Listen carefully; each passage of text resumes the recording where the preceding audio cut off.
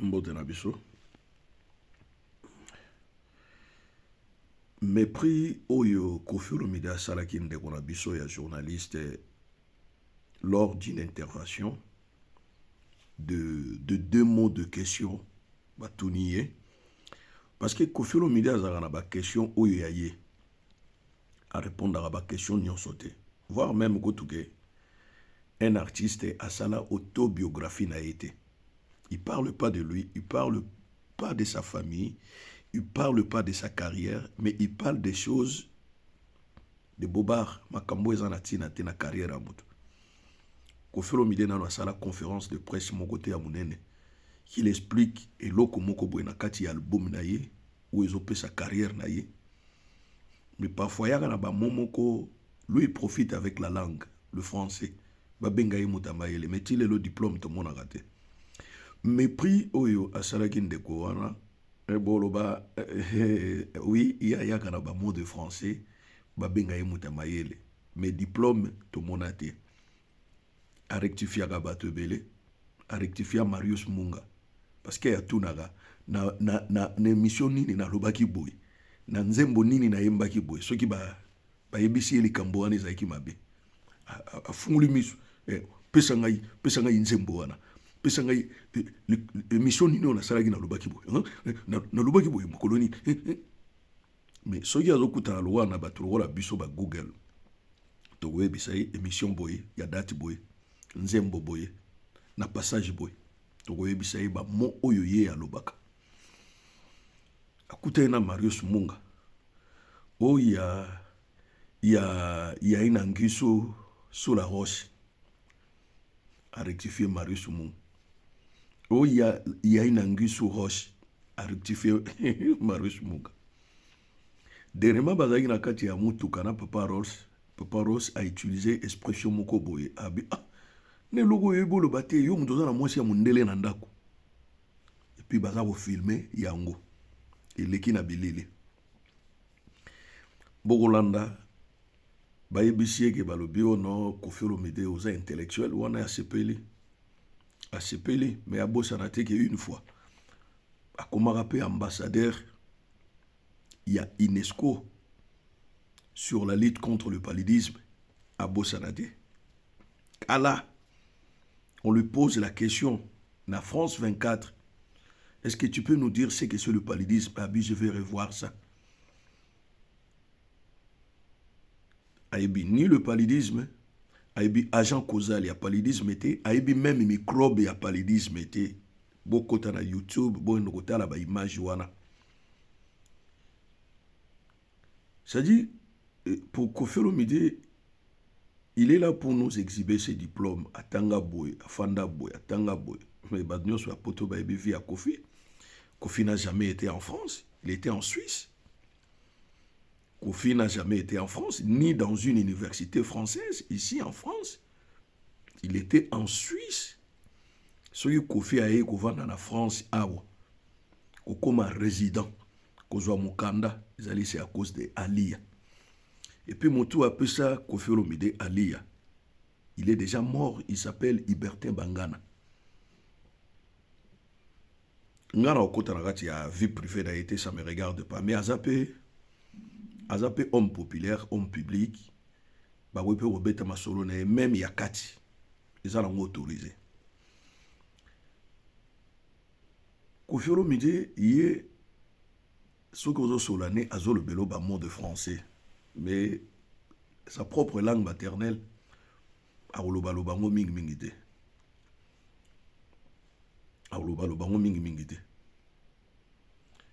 Mais bogoyoka bato belé baza ko se plaindre sur ba comportement na ye parce que ye aloba mabe nini asala bato baya ko yebise yango mabe o ya sala bato o ya sala na journaliste wana atunie na d'abord Koffi Olomide santé za malam alobi yo za docteur pour yeba santé na est-ce que wana za réponse ya kopesa moto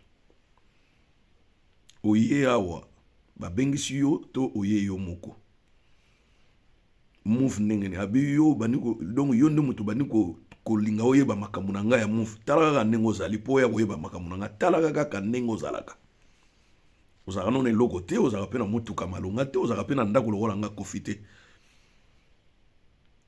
Donc eza ndenge wana à minimiser ndeko ne ya mobali ayebi avenir te.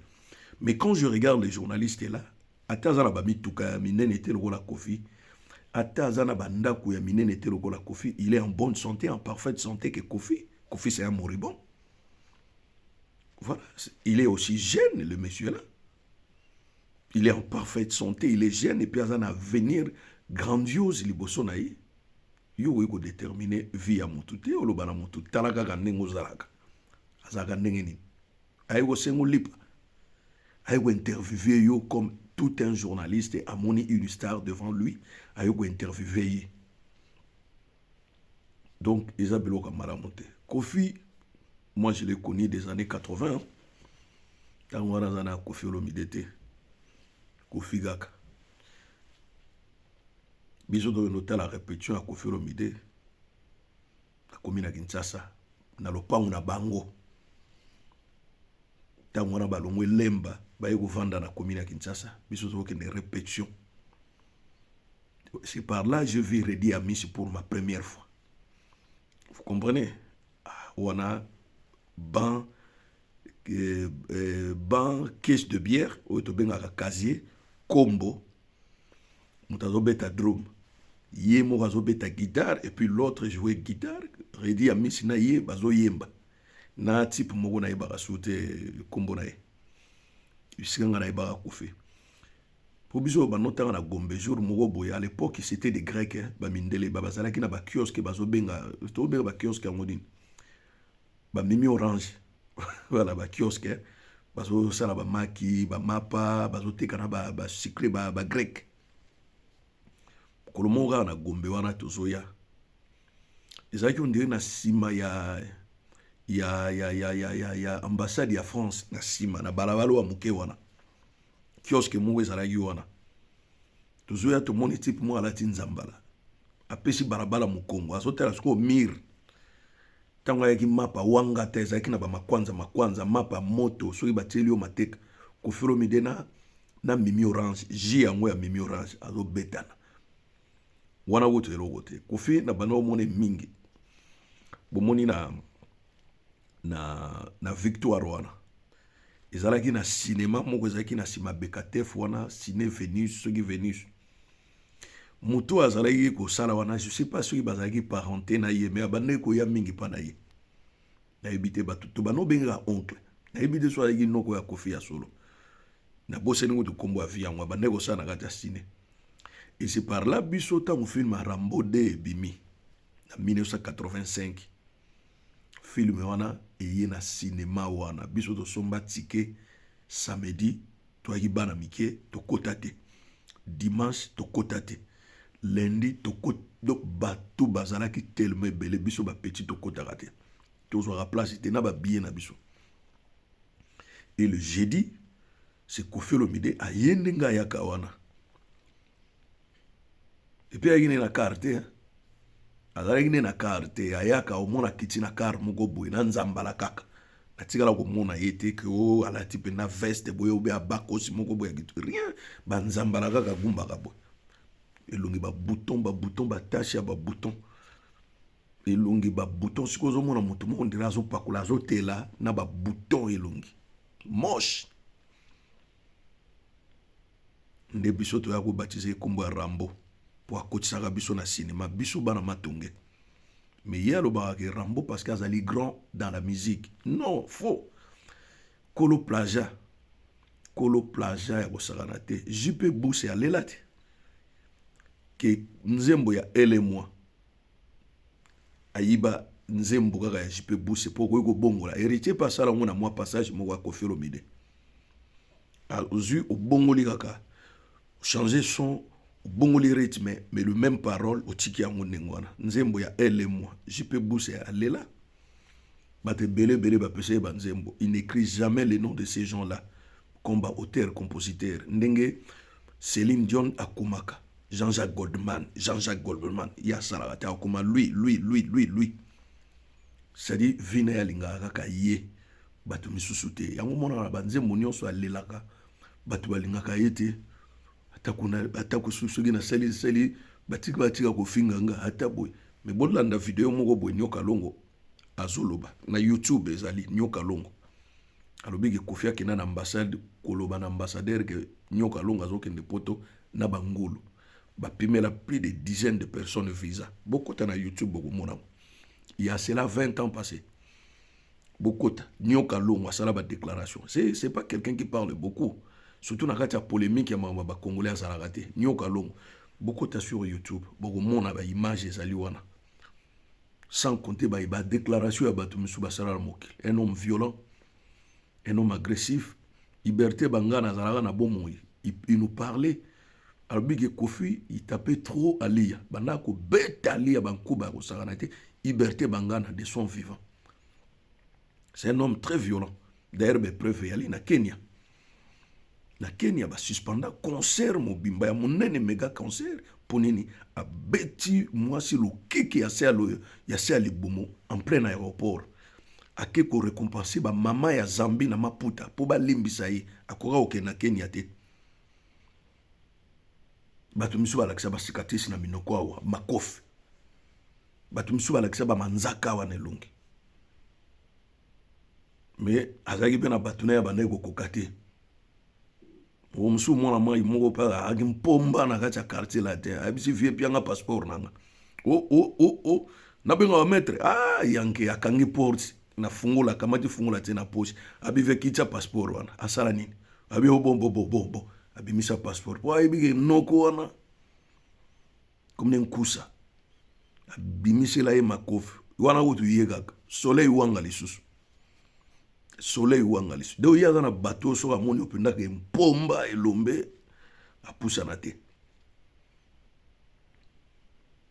donc eloko wana ekosala fight na ye ya hippodrome azoluka eloko kaka oyo asali wana moni na bamedia nyonso batiango esala fight na ye ya hippodrome adefa akoteka 50 000 billets te parce que je ne crois pas moi j'aime bien la musique de Koffi mais lui-même je vois un homme monstre devant moi. Un vrai monstre.